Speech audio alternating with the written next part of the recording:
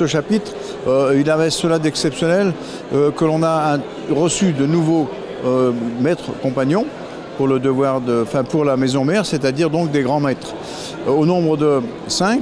Mais parmi les 5, ce qui est intéressant, c'est on commence par Jean Brouilly. Après, vous avez Éric de Roche de la Rigaudière, vous avez Alain Vaganet, vous avez Jérémy Thien et vous avez donc Luc Brouilly. Luc Brouilly, et lui, il sera le président, le patron du futur devoir de Wurtemberg, qui va ouvrir bientôt. Alors moi, j'ai quelques responsabilités par rapport à mon métier.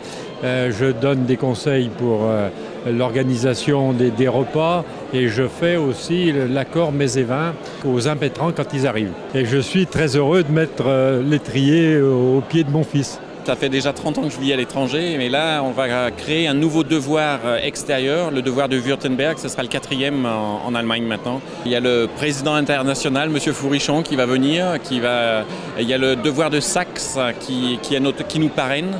Et avec eux, on va ouvrir un nouveau devoir et on va tout de suite avoir notre premier chapitre. Et on va avoir trois impétrants pour commencer. L'autre particularité de ce chapitre de ce soir, c'est qu'on avait prévu de faire un chapitre bien local, mais finalement on a été sollicité par nos amis libanais, et comment refuser à nos amis libanais de venir se faire introniser ici?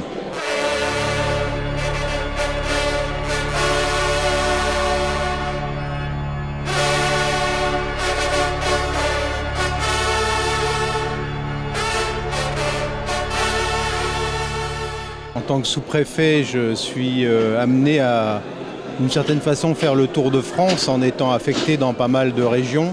Toutes les régions françaises sont belles et on y trouve de l'intérêt quand on a la chance d'y passer quelques années, comme c'est le cas des membres du corps préfectoral. Mais au-delà de ça, il faut aussi que moi je m'intéresse évidemment à tout ce qui fait les caractéristiques particulières de cet arrondissement dont j'ai la charge.